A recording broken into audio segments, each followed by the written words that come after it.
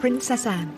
She may be the hardest working royal, but when it comes to her love life, she's far from a fairy tale princess. I'm not totally useless. I was quite well educated, one way or another. She said, "I will marry the man I choose, no matter who he is or what he does." From intense press speculation. There was an awful lot of interest in who she was seeing and what this might mean for the monarchy. To a love triangle with the future queen. She doesn't seem concerned about etiquette from the palace's point of view. And public scandal for a very private princess. Divorce? Very much. Never been mentioned. Mark was having an affair of his own. He fathered an illegitimate child. Tonight, royal experts and insiders reveal how Anne's 7 love affairs show us what she's really like. In many ways, Anne was a trailblazer. Why did she choose these men? By his account, she was lonely, and he provided that companionship. And despite lies, affairs and divorce... I have no comment to make on the news at all. How has Anne managed to keep her royal reputation intact? She is very shrewd. She knows how to keep information away from the press. Scandal, controversy, and romance. These are the loves of Anne's life.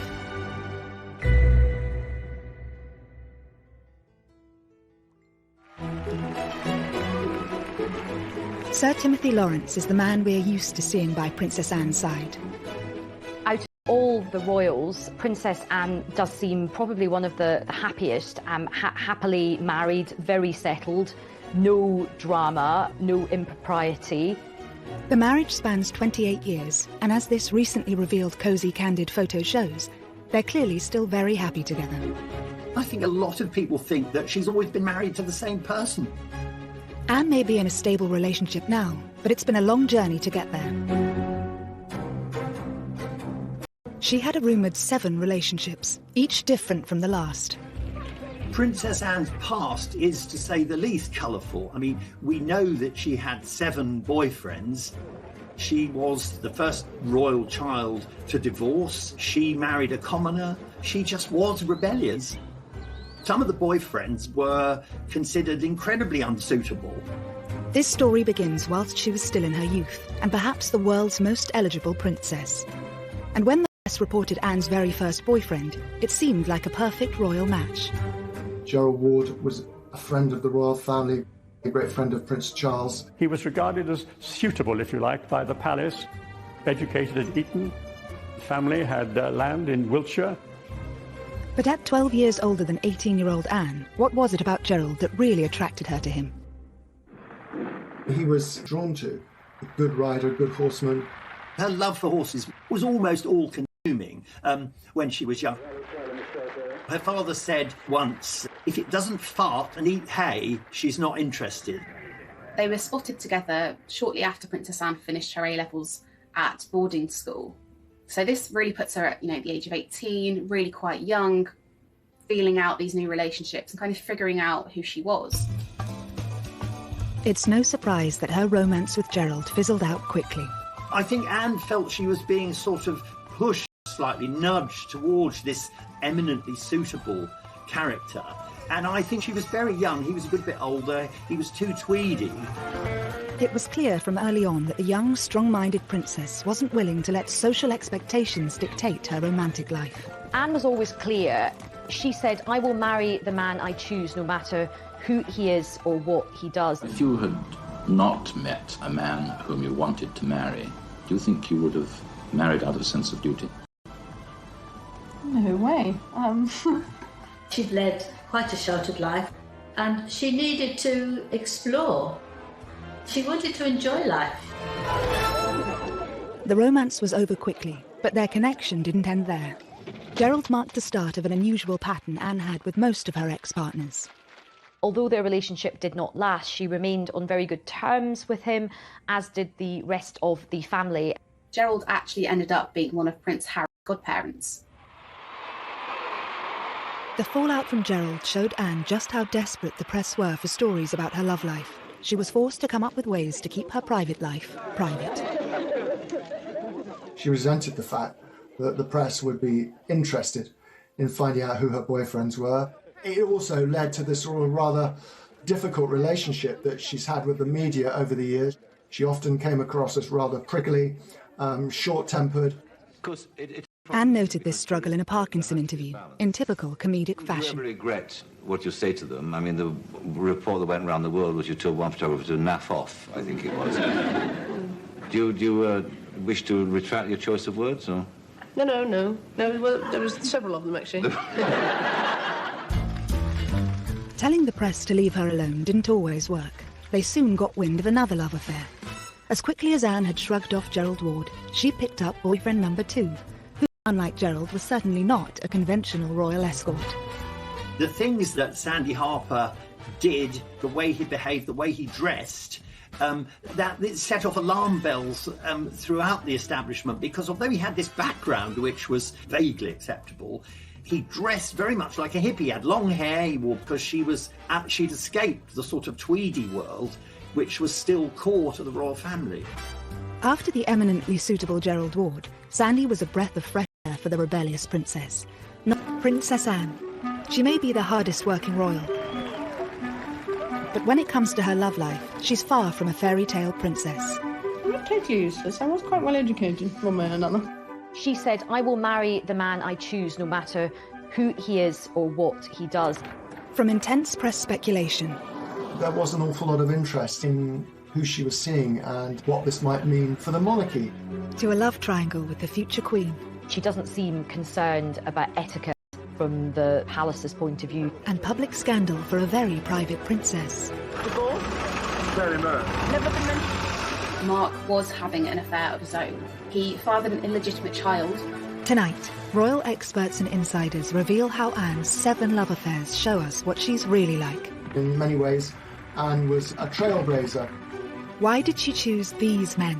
By his account, she was lonely, and he provided that companionship. And despite lies, affairs and divorce, I have no comment to make on the news report.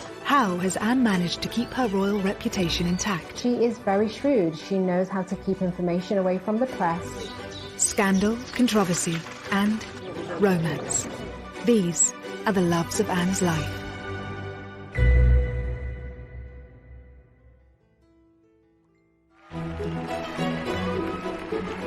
Sir Timothy Laurence is the man we're used to seeing by Princess Anne's side. Out of all the royals, Princess Anne does seem probably one of the happiest, happily married, very settled, no drama, no impropriety. The marriage spans 28 years, and as this recently revealed cosy, candid photo shows, they're clearly still very happy together. I think a lot of people think that she's always been married to the same person. Anne may be in a stable relationship now, but it's been a long journey to get there. She had a rumoured 7 relationships, each different from the last. Princess Anne's past is, to say the least, colourful. I mean, we know that she had 7 boyfriends. She was the first royal child to divorce. She married a commoner. She just was rebellious. Some of the boyfriends were considered incredibly unsuitable. This story begins whilst she was still in her youth, and perhaps the world's most eligible princess. And when the press reported Anne's very first boyfriend, it seemed like a perfect royal match. Gerald Ward was a friend of the royal family, a great friend of Prince Charles. He was regarded as suitable, if you like, by the palace, educated at Eton. The family had land in Wiltshire. But at 12 years older than 18-year-old Anne, what was it about Gerald that really attracted her to him? He was drawn to a good rider, a good horseman. Her love for horses was almost all-consuming when she was young. Her father said once, if it doesn't fart and eat hay, she's not interested. They were spotted together shortly after Princess Anne finished her A-levels at boarding school. So this really puts her at, the age of 18, really quite young, feeling out these new relationships and kind of figuring out who she was. It's no surprise that her romance with Gerald fizzled out quickly. I think Anne felt she was being sort of pushed, slightly nudged towards this eminently suitable character. And I think she was very young. He was a good bit older. He was too tweedy. It was clear from early on that the young, strong-minded princess wasn't willing to let social expectations dictate her romantic life. Anne was always clear.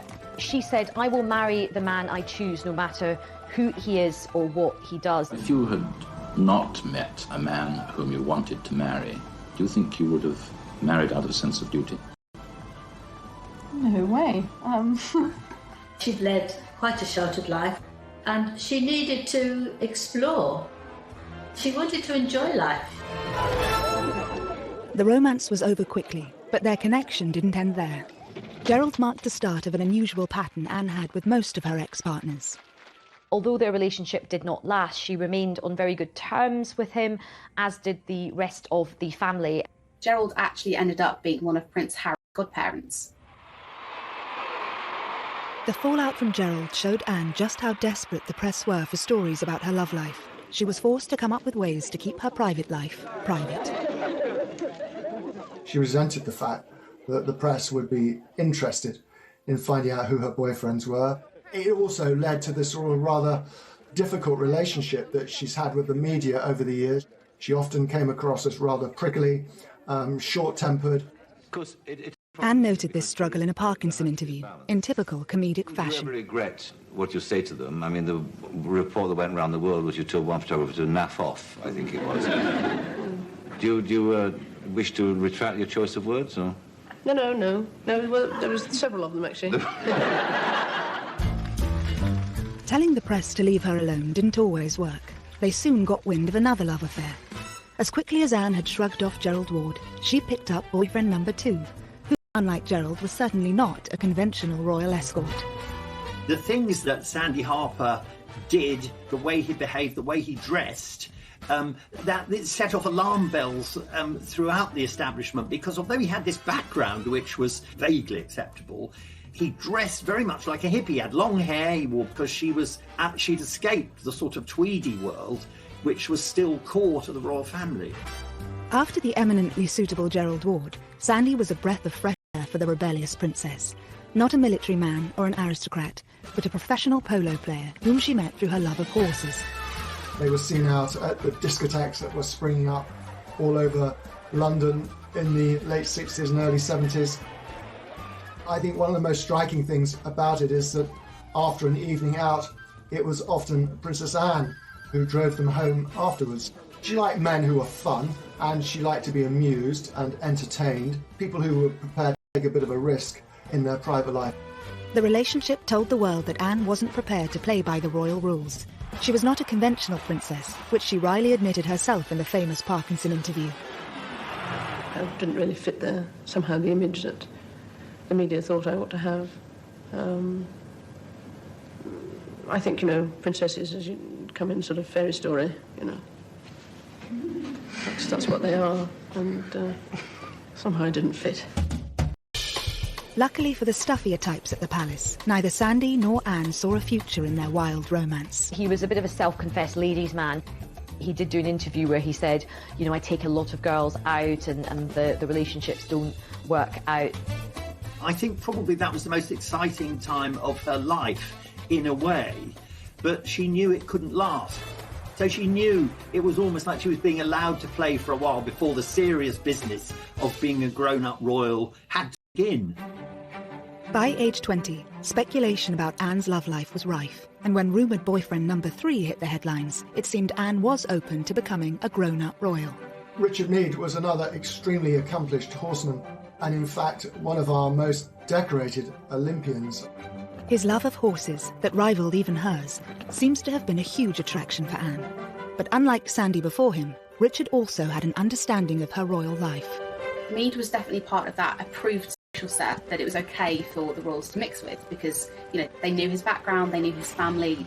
He was also quite discreet, which is obviously something that the royals really take quite seriously. And she really wouldn't have been interested in someone that fawned over her and her royal status. But I think for her, the main thing would have been someone that could deal with her no-nonsense attitude. Richard seemed to be the favourite for the princess's hand. I think there was a lot more talk about Richard Meade as a potential husband for Anne than there had been hitherto about anyone else. But Anne's own father had his doubts. Richard Meade, who indeed was a friend of mine, he was unfortunately 12 years older than the princess, age gap between the two, so he was discouraged. Anne was just 20, and Richard may have been just too grown up for the young princess. She seems to have listened to her father, and after less than 2 years, the pair parted ways. She was in no great hurry. Times had changed. She was not under pressure to marry. She didn't have to produce an heir to the throne. It gave her a degree of freedom that her brother never really had to enjoy. And she was determined to enjoy it. And if that meant dating 1, 2, 3, 4, 5 men before she married, then so be it. Richard Meade, he became quite a close friend. They could go on horse events together, and his children became very friendly with Prince William and Prince Harry. So she wasn't spiteful, she wasn't bitter. Next, Anne's most risky romance has been under wraps for years, involving a complicated love quadrangle. He would have been a complete no-no for the royal family.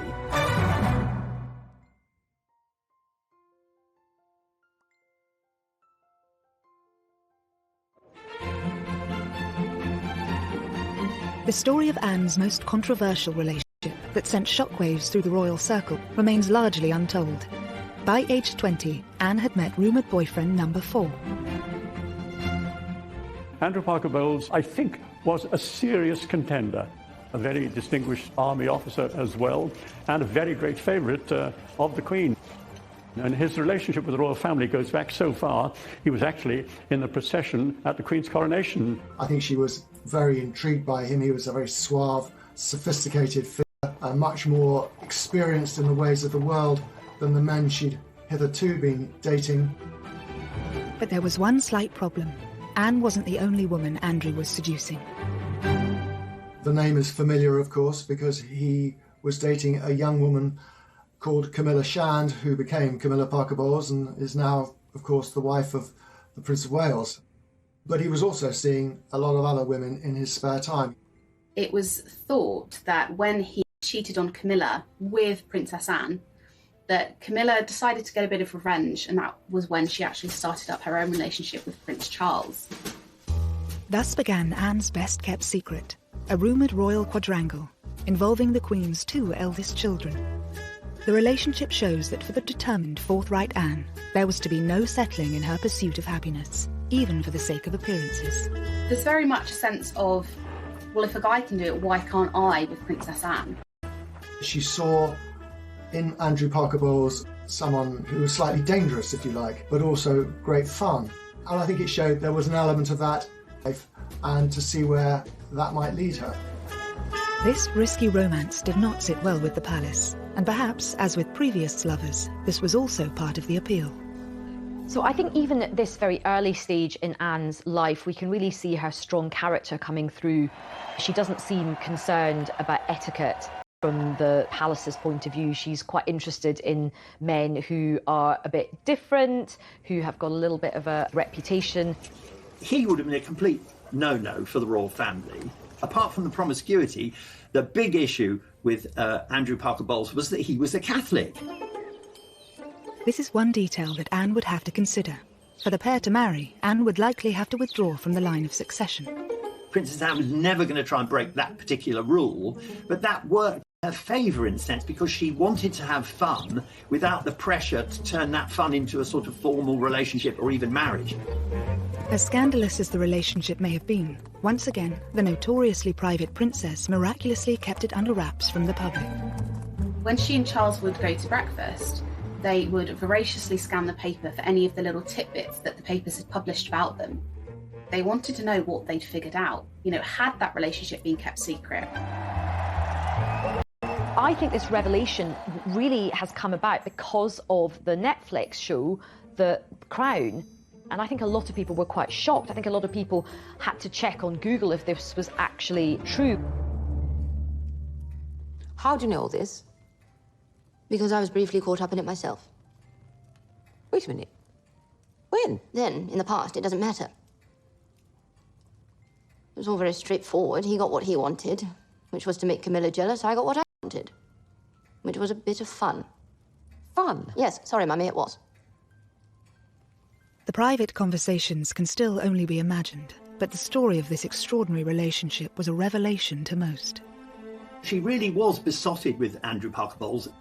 I think after a couple of years of Anne really chasing him, she realised that, you know, he was only really going to make her unhappy. The press were getting more interested, and of course the long shadow cast by his Catholicism and his promiscuity. It's understood when Andrew was posted to Germany, it firmly put an end to things.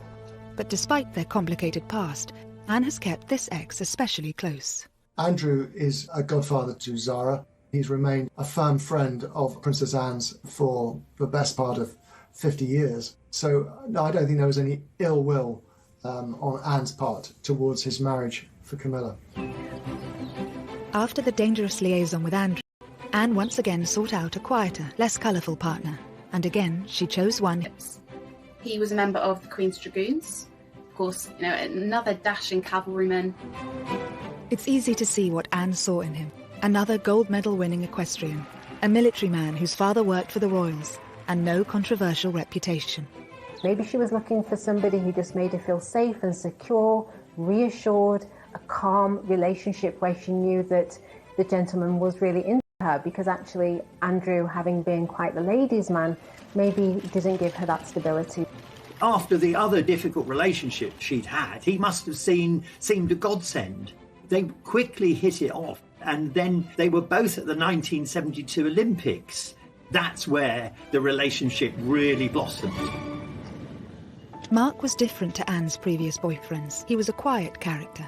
Because we know she's very much like her father, who is quite a controlling character, Mark must have seemed a big improvement on people like Gerald Ward. The relationship would have been the man in the driving seat. With Mark, it was different. He was quite shy. Royal biographer Brian Hoey has first-hand experience having met and interviewed Mark and Anne.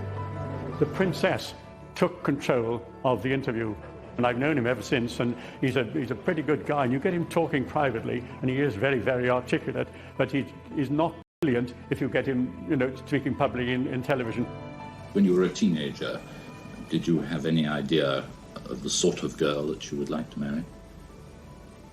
No, no, I didn't. I wasn't very clever with girls, I don't think, when I was a teenager. I definitely was a bit not very good. Not very successful, should I say. After the princess's previous boyfriends, who enjoyed the limelight and matched her strength, Mark seemed happy for Anne to take the lead. His background was very different to her. He was a commoner, he was the son of a sausage maker. He didn't really have the airs and graces of somebody who had grown up around royal circles, that confidence. Anne appeared to welcome this break from her usual aristocratic type. The new romance was quickly blossoming and, of course, instantly captured the attention of the world's media. Princess Anne was terrified. I don't think that's putting it too strongly, that her relationship with Mark Phillips would be discovered, would be exposed, would be written about in detail.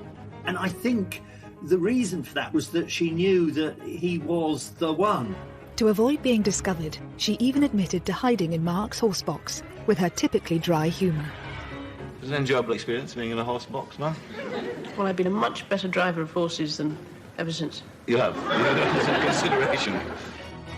She was always quite happy to lie. Strain keeping it secret and indeed keeping it away from people like ourselves. I think it has, yes, it became rather a strain in the end. But the press finally got their story. The long months of rumour, speculation and denial were over. The Easter engagement was now public knowledge. Mark Phillips was the man who had finally tied down the Queen's only daughter. The royal family were thrilled at the engagement, so much so that the Queen Mother said that they were the perfect couple. 6 months later, on the 14th of November 1973, Anne became the first of Queen Elizabeth's 4 children to wed. The moment we've all been waiting for, and how lovely she looks. It was a spectacular at Westminster Abbey. These pre-internet days, still something like 500 million people plus watched the wedding.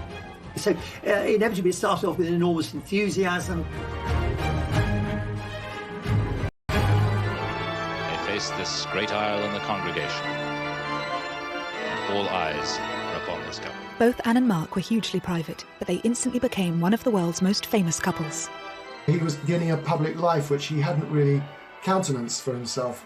But he sort of reconciled himself to the fact that he was marrying a woman he loved and he would just have to make the best of it.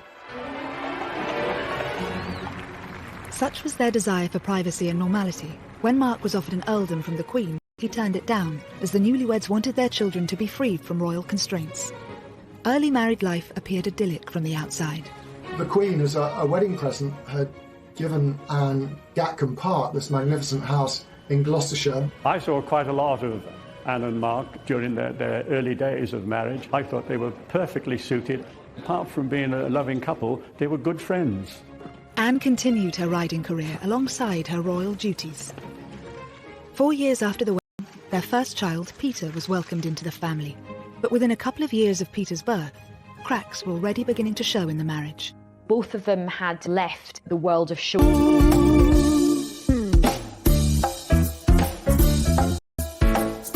and competing, and he was becoming a farmer and she wanted to devote herself to royal duties. I think they were very much in love, but he was in love with Anne, who was a horsewoman who shared his passion for riding. I don't really think he gave much thought to the other side of Princess Anne, someone who had a full public life as a royal princess, and where that meant he was going to fit in.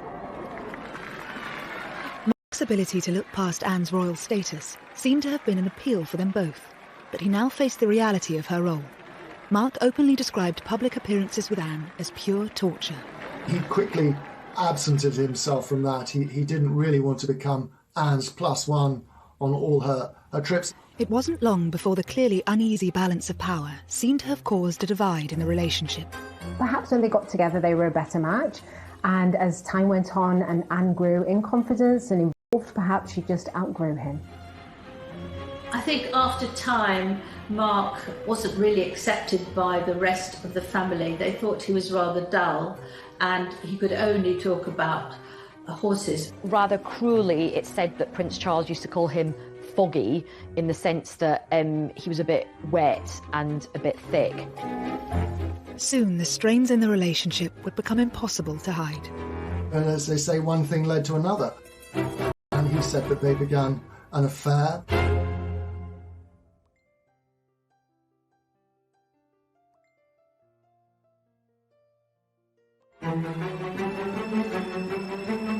If the first few years of Princess Anne and Mark Philip's marriage had shown cracks, 6 years in, a chasm was appearing. As Mark diverged from his main equestrian career into creating his own business, making horses and jumps, and Anne, of course, was committed to the royal schedule and diary, it seemed very much that they spent a lot of time apart. It was also beginning to be noted that Anne seemed to have grown very close to one of her bodyguards. 32-year-old Royal Protection Officer Peter Cross was a married father of 2 from Sheffield. His background, plain, northern, brought up in South Yorkshire, completely different from that of the princess. But I don't think that mattered that much. A strong action man, Cross was very unlike Mark Phillips, with whom Anne appeared to be growing tired. He was amenable, he wasn't a dominating kind of character. And what she was really looking for, she found in Peter Cross, who would have seemed exotic to her with his background.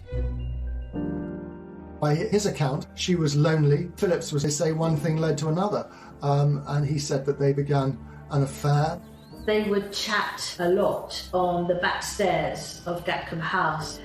And Mr. Cross explains it that they were sitting there one day chatting, and he looked into her eyes and she looked into his eyes, and they clasped hands and they kissed. Photographs of Peter Cross and Anne from his time as her protection officer hint at their close relationship. Cross and Princess Anne do seem incredibly comfortable in each other's company, overly familiar for the role they were in. You do get the impression that Anne was enjoying that attention, but also Cross was really quite distracted. He doesn't look like somebody who's there to protect her from a potential threat. He looks lost in the moment. He began to dress rather like the sort of tweedy, horsey people that Anne surrounded herself with. He wore tweed caps, moleskin trousers. He began to look the part. And so the rumour mill began to work. When it was suspected that they were having an affair, Peter Cross got removed from his position and sent away. And there's an interesting scene in The Crown where Anne and her mother have a conversation about it. You can't. Here's the one thing that makes me happy. You have so much to make you happy. Then how come none of it does? Of course, this drama surrounding the romance is imagined, but experts think it still had a big effect on Anne. He was obviously quite important to her at a time when her emotions were quite high. But allegedly, Anne wasn't about to give up on Cross that easily. Summoning him to Gatcombe Park after his dismissal, a day in the country became code for them meeting up. It is said that they still met from time to time, and that Anne had a code word so that people wouldn't know it was her when she was telephoning, and if she would say it was Mrs. Wallace. Was this, we all wondered, a reference to Wallis Simpson, another rather notorious figure linked to past royal misbehaviour? What's quite interesting is that she's quite defiant about this relationship as well. She is a rebel, she isn't going to play by the rules, and even though he's been sent away, she still wants to see him, and she does. Peter Cross maintains he stayed in touch with Anne for several years, and whilst Anne chose not to comment on these allegations publicly, she and Mark were forced to address questions about the state of their marriage during that revealing interview with Michael Parkinson for Network 10 in 1983. When Parkinson asks about the rumours, you see Princess Anne flinch ever so slightly. That suggests that she was afraid of what's coming. She also instantly averts her gaze, looks downwards, and you do see her eyes in this moment. There have been rumours recently about divorce and happiness. Are they true or untrue? Ill-informed gossip has been going on for years. One sort or another. You can really feel how awkward that was. But how do you react when you read these stories? I mean, what is your feeling? There was much of a pause before either she or Mark gave comment in response to that question. It's a difficult question to answer, and that it depends. There's a moment where he starts speaking, you can sort of see her swallowing and just looking visibly uncomfortable. I think to a large extent you ignore them. I think, but then if they start to persist and go on and on and on, then it starts to become a bit trying, and you eventually feel that... You really didn't need to say anything. She'd left it in a good place, but then he comes in, he responds with that nervousness, and in explaining himself actually just makes them look guilty of hiding something, and essentially kind of undoes what she says. The body language between them was absolutely terrible. They did not look like they even liked each other, let alone happily married together. After keeping quiet about the alleged affair at the time, in 1985, Peter Cross sold his story to the News of the World. He blurted out all the details of their intimacy and their closeness, and the fact that she had taken a real shine to him. I interviewed Mark Phillips, and this was shortly after the scandal. He said, "Policemen, don't talk to me about bloody policemen." She didn't like the idea that this relationship between his wife and a lowly policeman had been splashed all over the newspapers. Anne would have been mortified to have heard these stories shared about herself, whether they were true or not. You know, we only have Peter Cross's word for all of this. Anne has never uttered a scintilla of comment about it or not. Anne's ability to remain tight-lipped about her private life may be one of the reasons why she escaped this scandal pretty much unscathed. I think Anne didn't get a huge negative response from the public was because she didn't say anything. She didn't confirm it. She didn't deny it. She just got on with her daily life. She just didn't feel the need to actually address it because it was her private life that the public were not entitled to know about. I think the public's view was that this is just scandalous muckraking, and they were prepared to give the benefit of the doubt. Another reason Anne's reputation remained largely intact following these revelations did with Lady Diana. Once Diana arrived, Princess Anne was out of the picture. Here is this young, glamorous, shy, extraordinary young woman who we imagined was going to marry the heir to the throne after a very long time. It probably quite suited Anne in many ways that there was somebody to sort of deflect attention away from her.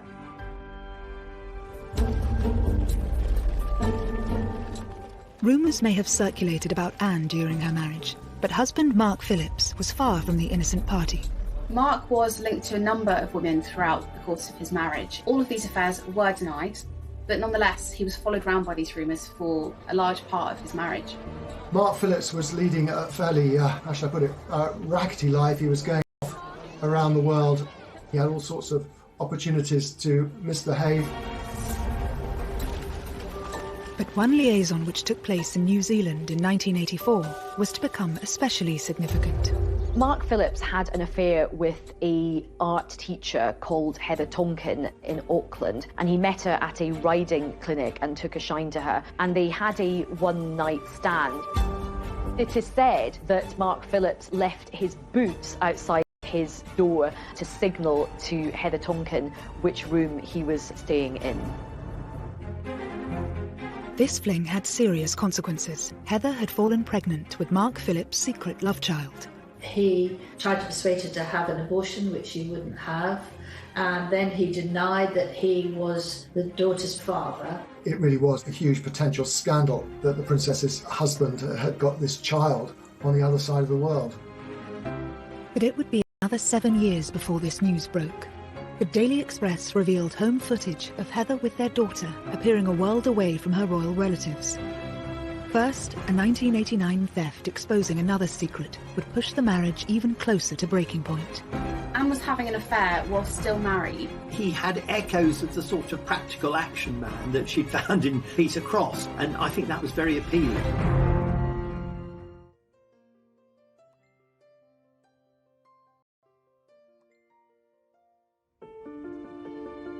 By 1989, Princess Anne's 16-year marriage to Captain Mark Phillips had been dogged by rumours of numerous infidelities on both sides, and the couple were now rarely seen in public together. Although still married, they were leading completely separate lives by then. Now a theft at Windsor Castle was about to spell the end of the marriage once and for all. But it would also allow Anne to finally settle with a man who'd make her truly happy. In 1989, a set of letters were actually handed to the Sun newspaper. Actually, wouldn't publish their contents. Instead, they passed the letters on to Scotland Yard, and an investigation was launched to figure out exactly how these letters had been taken. The Sun might not have published the letters, but they still got their story.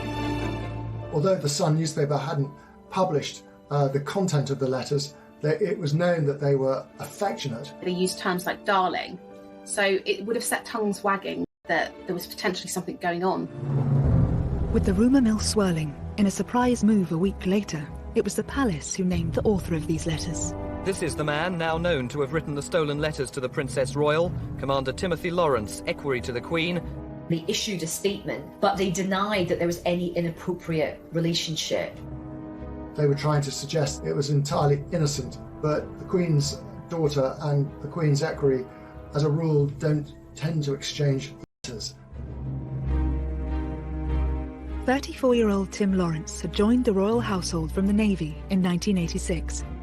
At the 7th attempt, Anne had chosen a man who could be strong, but also knew how to allow a princess her space. His job as equerry was to accompany the Queen on her official engagements, and on unofficial engagements to sort of make himself useful in the background. I mean, one of his great skills apparently is mixing a very good martini.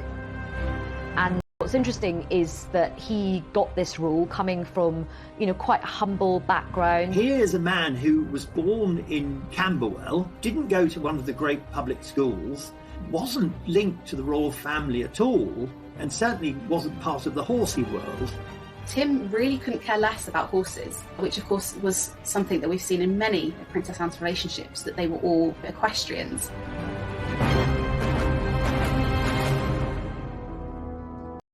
During his time as equerry, Bachelor Tim had become a great favourite of the Queen and Prince Philip. And obviously, though no one knew it, the Princess Royal herself. But why had Anne fallen for a royal attendant 5 years her junior? Equerries are chosen as much for their charm and their ability to get on with the royals as they are for any other military disciplines they might have. So in many ways, it kind of came as no surprise that Anne should be attracted to a man like Tim Laurence. He had echoes of the sort of practical action and that she'd found in Peter Cross, and I think that was very appealing. Whilst the palace tried to insist Anne and Tim were nothing more than friends, when news of the letters broke, Tim Laurence's neighbours gave a different story. They could see her come and they could see her go, but they never told the press about it. They just accepted it. And when the press discovered and rushed down there to talk to it, oh, it's been going on for a long time. She's here nearly every weekend.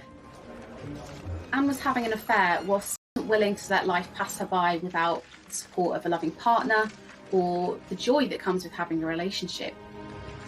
She doesn't let societal norms or even royal protocol hold her back. And she's quite modern from that point of view. She's quite sort of forward. The couple's secret was out, and while the Queen apparently gave Tim her full support, Philip was rumoured to be less than happy about his employee's betrayal. And he wasn't the only one. Anne was still married to Captain Mark Phillips. Not one to miss a story, reporters dashed up to Mark and asked him about these letters and what he thought. He found it very embarrassing for him and possibly even humiliating because he wasn't aware of what was going on. While the letter thief was never caught, this revelation sealed the fate of Anne and Mark's marriage, and just months later, in August 1989, they separated. But once again, Anne's reputation emerged intact. It was by then no secret that her marriage to Mark Phillips was not happy, that they were largely staying together for the sake of Peter and Zara. And so I think the public kind of saw this when all these details came out and thought, do you know what? We can't blame her for wanting to have a bit of happiness. Tim Laurence wasn't married to someone else. He didn't have a past. He was such a solid character that it didn't have all the elements of scandal that the papers need. And so I think Anne got away with it. At the time, Anne was adamant there would be no divorce. Divorce? Very much. Never been mentioned by anybody. But this all changed in 1991, when news of Mark Phillips' love child finally emerged in the Daily Express, accompanied by intimate home footage of Heather and their daughter Felicity, revealing their modest lifestyle. While Mark still denied he was the child's father, a paternity test proved otherwise. It gave Anne a legitimate excuse to get out of the marriage. For that to be splashed across the papers, I think she knew that the public would be on her side, and although divorce was still a bit of a scandal, they very much would have understood that decision. It must have solved a problem that had perhaps been worrying her for quite some time. She may have been the first of the Queen's children to divorce, but the news was overtaken by other, much more traumatic events. 1992 is not a year on which I shall look back with undiluted pleasure. Their unhappiness was evident from the moment they arrived. The Waleses, now dubbed the Glums by the tabloid press. The Andrew Morton book on Princess Diana came out, which was absolutely huge. While the royal couple continued to appear in public with their children, the first of a series of... Fergie having her toes sucked, which everybody just went nuts about. It turned out to be an annus horribilis. Anne got slightly lost in all of that, and for which I'm sure she'd be very, very pleased. Only 1 month after her divorce, Princess Anne and Tim Laurence were photographed as an official couple for the very first time. That was her own way of controlling the news and revealing to the world through these photographs that she and Tim Laurence were now an item. It was an exuberant Anne who was photographed dancing Highland flings at a Caledonian ball in central London. Whilst Mark Phillips had been accused of lacking a backbone and Andrew Parker Bowles too wild, Princess Anne had finally found her Mr. Right in Tim Laurence, the perfect combination to suit her needs. I think he's the sort of man that Princess Anne was looking for, actually. You know, stable, thorough, reliable, honourable, who would let her take the royal position. And he was there, but he didn't seem to be somebody who would be walking way behind, uninvolved and feeling neglected. Tim and Anne were married by the end of the year, and this intimate footage of their wedding, captured by a small film crew, reveals the day was a basic affair, in stark contrast to the pomp and ceremony of her grand nuptials 19 years earlier. It was, on the Princess Royal's insistence, a private family occasion at Crathy Church today, a church just outside Balmoral. castle, and one she's been going to since she was a small child. The Princess and Tim went to Scotland to get married because at that time the Church of England refused to marry divorcees again in church, and she wanted to get married in church. She would have preferred it, of course, if there hadn't been a single photographer there. I was up there for it. I mean, at the Times, it was characterised as being rather joyless. I think that was largely because of the time of year, the weather, and the number of guests, in contrast to her grand wedding at Westminster Abbey all those years earlier. But I think that's very unfair. It was the wedding that the two of them wanted. I do think Princess Anne has found her true love. She looked genuinely happy. Some people said they haven't seen her look as happy for years and years. At 28 years and counting, Anne now has the second longest running marriage in the royal family. Although her love life has courted controversy at times, she can also boast an unblemished public image. Anne has been shaped by each and every one of her 7 relationships, all of them influencing the Princess Royal we know today.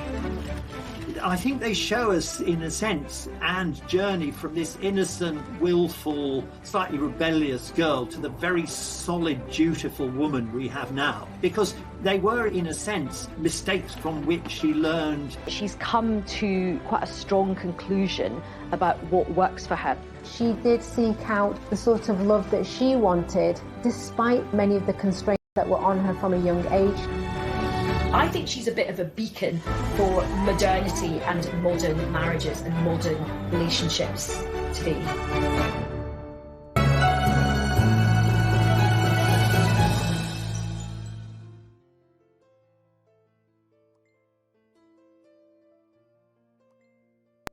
In typical comedic fashion. Do you ever regret what you say to them? I mean, the report that went around the world was you told one photographer to naff off, I think it was. Do you wish to retract your choice of words, or? No. Well, there was several of them, actually. Telling the press to leave her alone didn't always work. They soon got wind of another love affair.